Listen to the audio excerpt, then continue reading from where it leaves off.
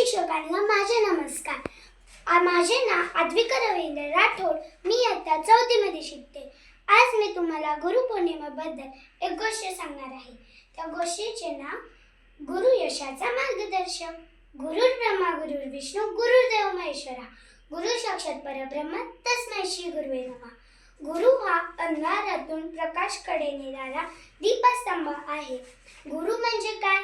गुरु म्हणजे ज्ञानाचा मार्ग दाखवणारी व्यक्ती. आपल्या जीवनात आई वडील नंतर गुरु शिक्षकांचे स्थान अत्यंत महत्त्वाचे असते.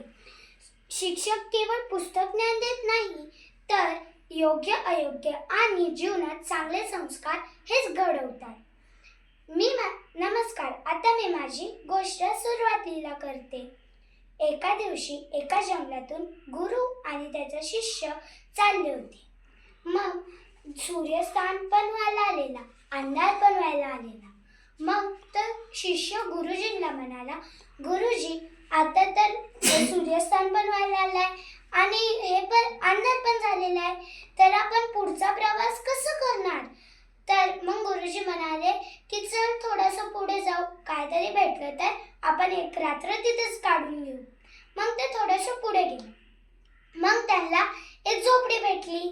मग ते दोघं त्या झोपडीच्या दरवाजाकडे आले.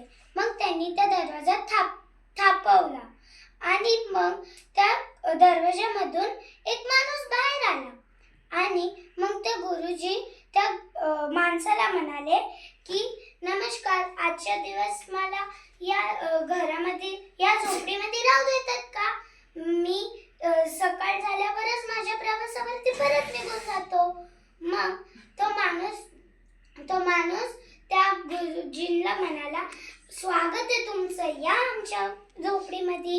मग त्या शिष्य आणि गुरुनी त्या झोपडीमध्ये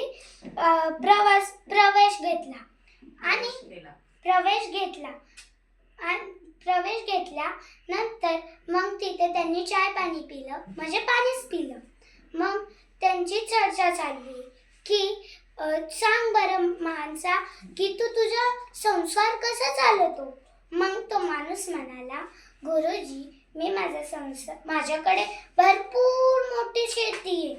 मग ते गुरुजी म्हणाले त्या माणसाला की अरे बाबा, तुझ्याकडे एवढी मोठी शेती आहे तर तू एवढ्याशा झोपडीमध्ये का राहतोय? तुझा आता मोठा महल असायला पाहिजे होता ना.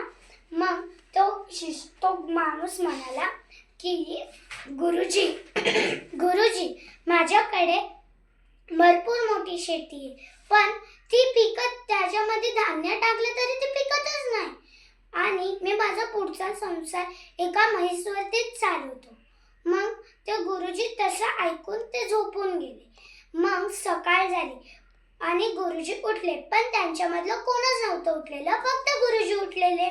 मग गुरुजींनी त्याच्या शिष्याला पण उठवलं आणि ते त्याची जी एक म्हैस होती ना त्याला घेऊनच निघून गेले. मग त्यांनी ते दोघं त्यांच्या चालत त्यांच्या स्थानावरती पोचून गेले. मग शिष्य त्या दोघं त्या स्थानावरती पोचून गेले. मग शिष्य म्हणाला गुरुजींना की गुरुजी आपल्याला काय पाप तर नाही लागला ना? आपण त्या बिचाऱ्या त्या गरिबांची म्हैस चोरून आणली आहे. मग ते गुरुजी म्हणाले, नाही रे शिष्या, तू बघ थोड्या दिवसांनी काय होतं.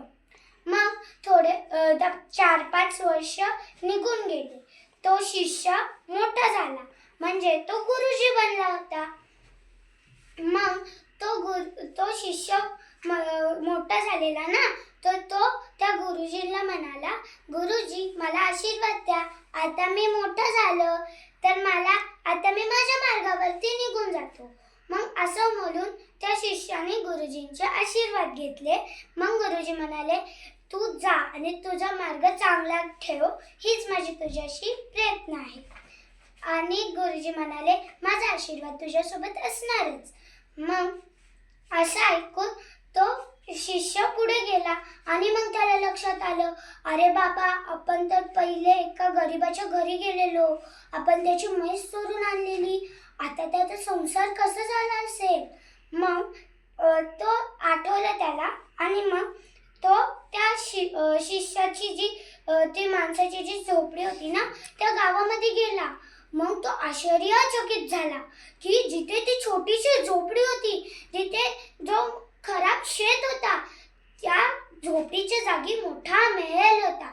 त्या शेताच्या जागी मोठी ती खराब शेताच्या जागी एकदम चांगली शेत होती. मग त्याला तो माणूस दिसला. मग त्याने त्या माणसाला आवाज दिली म्हणजे हाक मारली. मग तो माणूस त्या गुरुजींकडे आला आणि मग गुरुजी म्हणाले, हा नमस्कार माणसा, तू मला ओळखतो का?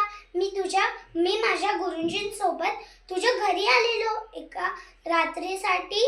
मग तो माणूस म्हणाला की हो गुरुजी, मी तुम्हाला ओळखतो. मग असं म्हटला तो माणूस. आणि मग तो पुढे म्हणाला की तुम्ही आणि गुरुजी जेव्हा तुमच्या प्रवासावरती निघून गेले ना, तेव्हाच माझी म्हैस पण निघून गेली. मग असे म्हणून तो म्हणाला. आणि मग तो म्हणाला, गुरुजी म्हणाले, तो शिष्य मोठा झालेला होता, तो म्हणाला त्याला की आता तुझं एवढा मोठा मेल आणि एवढी चांगली शेत कशी आली? तर मग तो माणूस म्हणाला, गुरुजी, मी भरपूर कष्ट केला, रात्र आणि दिवस भरपूर कष्ट केला, नाही पाणी पिलं ना जेवण केलं, पूर्ण रात्र मी झोपलो पण नाही, त्या शेतामध्येच काम करत राहिलो. मग माझी मेहनत आजमावली आणि त्या शेतामध्ये धान्य, फळ, भाज्या, मोठा बगीचा आले आणि मग मी त्यांना बाजारामध्ये विकून भरपूर सारे पैसे आले. पण मी काय त्या पैशांना वाया नाही घालवलं, तर मी त्या पैशांचा माझ्यासाठी मोठा बंगला बनवला आणि अशी चांगली शेत केली आणि बाकीच्या पैशांनी मी माझ्या मुलाबाळांसाठी कपडे घेतले. मग असं बोलून तो म्हणाला पुढे की आता तुम्हाला माहितीये, मी या गावामध्ये सगळ्यात श्रीमंत माणूस आहे. धन्यवाद. तर आपल्याला या गोष्टीमधून बोध भेटतं की कष्टाचे फळ चांगले असतात. धन्यवाद.